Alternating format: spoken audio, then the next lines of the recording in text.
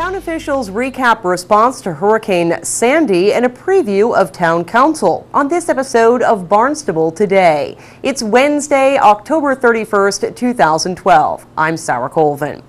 Town Council meets tomorrow night. At Tuesday's press conference, Council President Fred Chirigotis said the evening will begin with a workshop presentation on the town's emergency management plan and then move on to the orders of the day. A number of matters once we get to the business orders of the day, which will be amendments to the general ordinances with regard to, one is with regard to problem properties, one is a building and property maintenance amendment, and the other is a comprehensive occupancy ordinance. We have one with regard to rental properties, and then we have one with regard to noise, all general ordinances. And under new business, we have a $20,000 Massachusetts Cultural Council and Artists Link Program grant. Then we have confirming trustee appointments of the Affordable Housing Growth Development Trust Fund Board. Do we have two of those? Do I see that twice?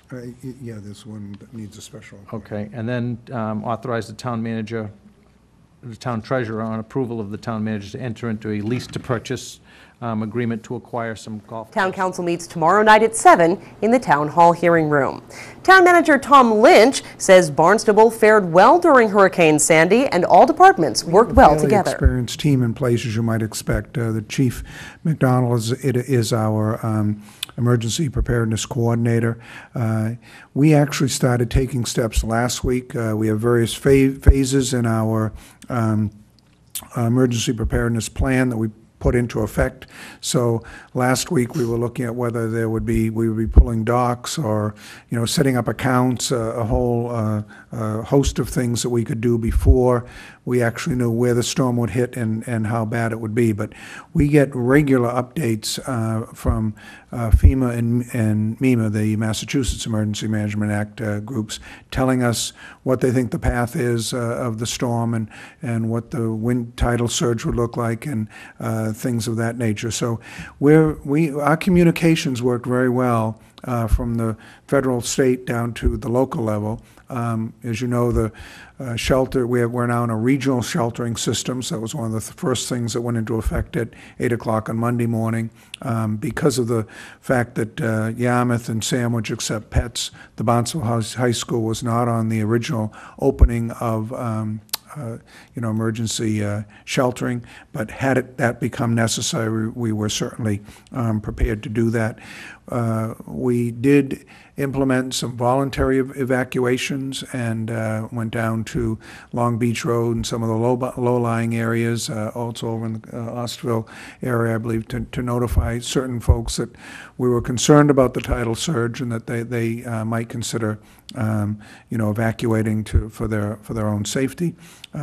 Once the storm started, naturally all hands were on deck, and we did have to close Craigville Beach Road for a while because of some of the washover. Lynch says response time is over and cleanup is underway. We are now moving to, the cleanup phase. I guess I should point out that each of the various departments has checked in, whether it's IT to talk about whether there are any, technical difficulties with our computer system. Sandy Neck called in. They were actually spared. There was some erosion down at the very tip, but everything is open now over at Sandy Neck. Nina Coleman took a ride up and down and talked about the cottage colonies versus different trails in terms of their conditioning. They don't have electricity, so if someone goes out, the air pumps aren't working at this particular time. And there was one sailboat that came ashore in East Bay, and I believe another that got swamped at its mooring, and another vessel, I don't know whether that was a sailboat or not, and there was one vessel that dragged its mooring down near Robes Beach. So I think combined with the fact that we're past the summer season, most people heeded the warning, got their vessels out of the water. There was very little damage that way. We didn't suffer any damage to any of our marinas, which was a very good thing. The tide again today was very high and right up to the top of the bulkhead over in Prince Cove that I saw a picture of. I mean, it's one of the things that we're getting more sophisticated with. You know, a natural resource officer or someone like Lynn Poyant will be out and you snap a picture of it exactly so we can say, here's how high the tide is, it's now receding. And so Dan Horn and company were very good about, you know, sharing information on that. So. Assistant Town Manager Mark Ells says the Department of Public Works is working on cleanup and tells us that the transfer station is allowing residents to bring in storm debris. Public Works Department, Police Department, other emergency response officials, you know, did a great job on this. We implemented, as Tom said, into our response and you know, phases. We have a 4-phase approach that we use to these types of events. These events aren't new to us, certainly. You can see them coming up the coast, so we have a lot of advance notice. We were ready, we deployed. We're in a recovery mode at this point is the technical term we use, and it's basically cleanup. So we'll continue doing that. If you see large trees still on the sides of the road, yes, they are, and we are coming to take those. As Tom said, the transfer station in Marston Mills is open. It's beyond stickered customers. If you're a residential resident, bring something that shows that you live here and you just don't have a sticker, and they'll let you in as well. So all residents are welcome to go out there. You just have to show no commercial. People can't show up and say they collected so-and-so's neighborhood and they, you know, I'm here to get rid of their brush. We don't do that. We can't accept it at all. Not for a fee or Again, residents with stickers or proof of residence are allowed to bring that storm debris to the transfer station through Saturday, November 10th. Any logs must be cut into lengths of 4 feet or less. Contact the transfer station with any questions. Ells met with officials from the Massachusetts Emergency Management Agency Tuesday morning. Engineers and reviewed, they described it as a windshield survey of Cape Cod. It wasn't just Barnstable. They were driving around the Cape, and they were trying to assess both MEMA reimbursement and whether they could file for some sort of a federal emergency funding opportunity.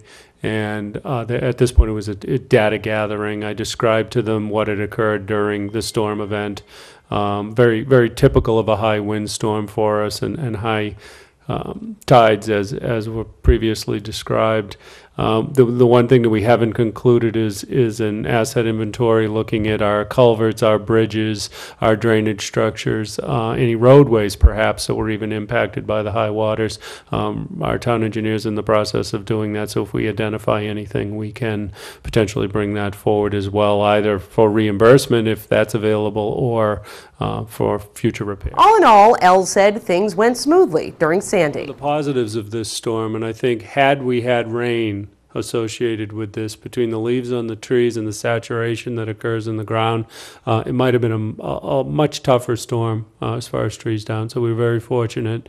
No, most of our buildings are so far have not had major issues. And as far as I know, the majority of the infrastructure, there's a couple of culverts that we're taking a closer look at, and certainly drainage systems. But beyond that, I think all is good. As of this morning, still about 400 Barnstable residents were without power. NSTAR is working to make repairs to the grid. And of course, it is Halloween today, this Wednesday, October 31st. You do want to make sure the little ones are safe when going out trick-or-treating. Make sure to bring a flashlight, travel in groups, wear reflective clothing, and make sure to stick to neighborhoods that you know. Again, drivers, if you're out there on the roads, be aware that people will be out trick-or-treating today, so do take extra caution and drive carefully when you're on your way home or driving to and from neighborhoods today. Have a happy and safe Halloween. With Barnstable Today, I'm Sarah Colvin.